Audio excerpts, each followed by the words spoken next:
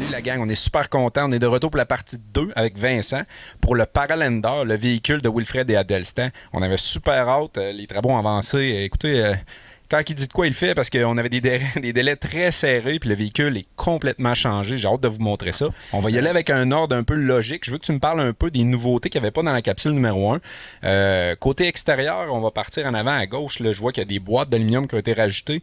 On va commencer par la première, puis vas-y un petit peu, décris-nous un peu les specs, puis c'est quoi? Effectivement, on a ajouté depuis la dernière fois qu'on s'est vu, en fait, la boîte du campeur n'était pas sur le camion. Maintenant, ils sont joints ensemble. Autour du camion, le premier on a un réservoir d'eau grise pour la douche, l'évier, qui est un réservoir qui est aussi chauffé, étant donné qu'il est à l'extérieur, on ne veut pas qu'il gèle.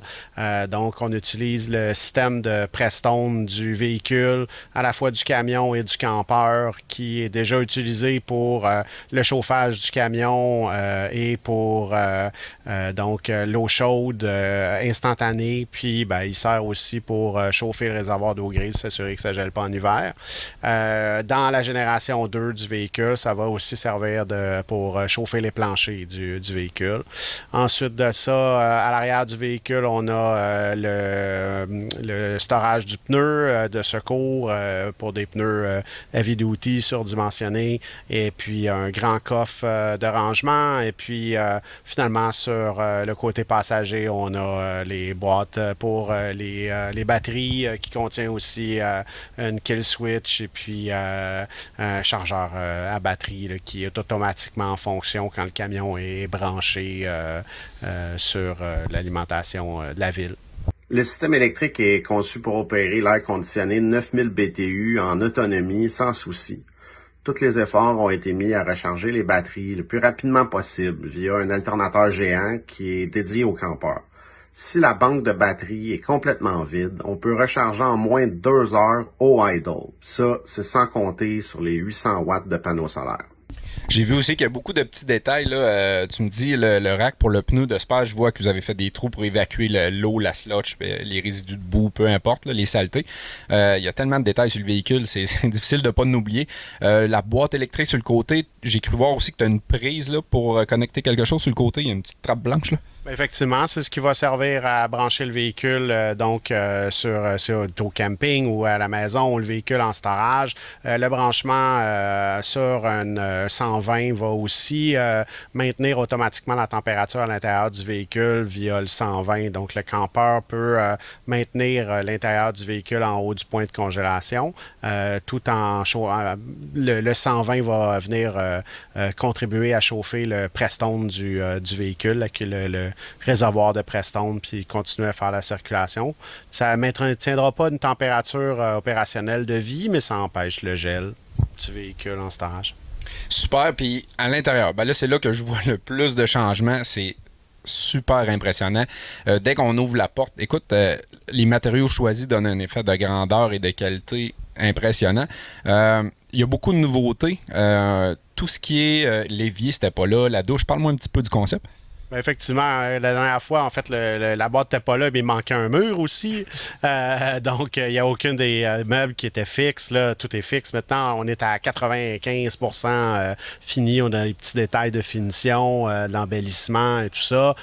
Donc, on a la douche qui est dans l'entrée du véhicule. Dès qu'on rentre dans le véhicule, ça permet de sauvegarder énormément d'espace parce que c'est 2 espaces qui doivent toujours rester libres, l'entrée du véhicule et la douche. Donc, nous, en combinant les 2 espaces, on sauve multiples pieds cubiques. Mais dans un véhicule comme celui-là, c'est en pieds cubiques qu'on parle, qu'on pense, pas en termes de pieds carrés au sol, mais bien l'espace en 3 dimensions. En combinant les deux, ça fait une entrée, ça fait plus d'efficacité, ça nous permet de conserver de l'espace pour plus de rangement et n'importe quoi d'autre.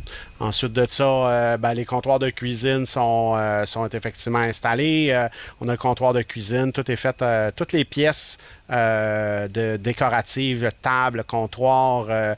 Ici, l'espace où on est assis, c'est tout fait en noyer noir, soit recouvert d'époxy pour le comptoir de cuisine pour la durabilité ou tout verni pour les autres pièces de bois. Mais c'est tout du bois véritable qui est employé.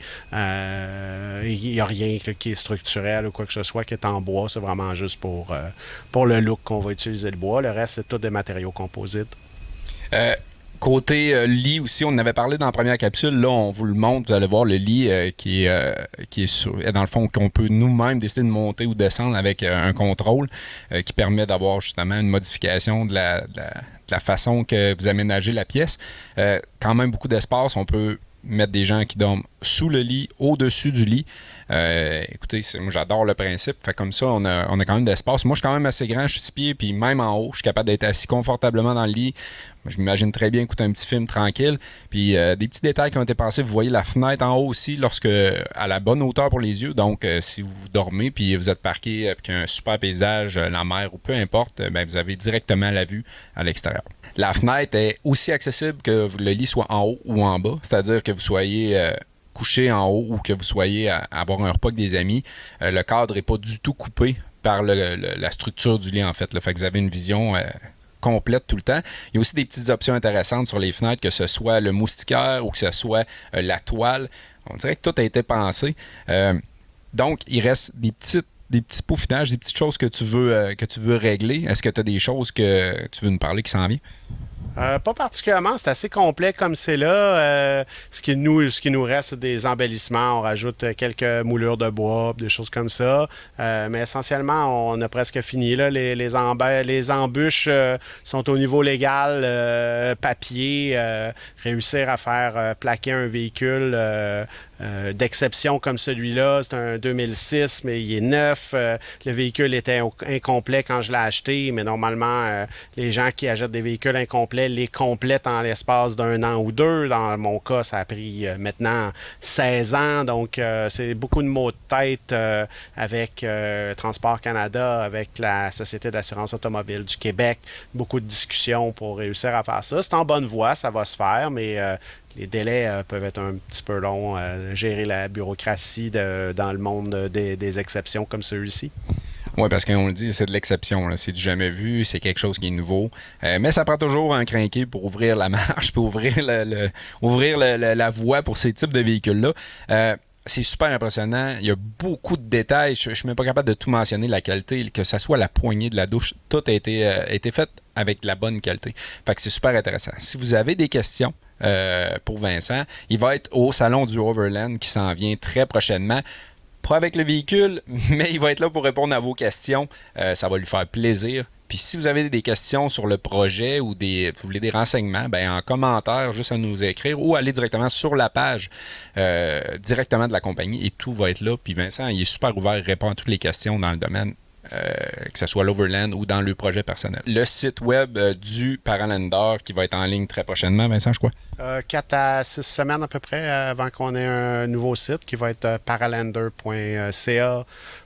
.com, .earth, on les a tous enregistrés, donc ça s'en vient. Normalement, d'ici 6 semaines, devrait avoir un site bien détaillé qui va montrer les options, aussi les autres options d'aménagement intérieur, parce que si celui-là c'est aménagé pour certaines fonctions, on a plusieurs autres configurations qui vont permettre, par exemple, l'ouverture du mur arrière pour avoir un très grand garage. Ce véhicule-là n'a pas un espace de rangement pour des équipements de sport extérieur très grands, alors qu'on a une autre version qui va permettre des endroits beaucoup plus grands de rangement puis d'aménagement pour avoir accès à l'extérieur. Quelqu'un qui veut avoir des vélos, un paddleboard gonflable ou n'importe quel autre équipement, là, ça va tout à fait possible d'avoir ça dans le véhicule, dans d'autres versions d'aménagement intérieur. Super, fait que tenez-vous là pour dire. Toute l'information va être en ligne très prochainement. Sinon, comme j'ai dit en commentaire ou directement via le site de la compagnie. Donc, s'il vous plaît, un petit pouce, on partage. C'est super apprécié. Surtout que c'est québécois, la gang. C'est toujours le fun de voir qu'on a des grinqués encore ici.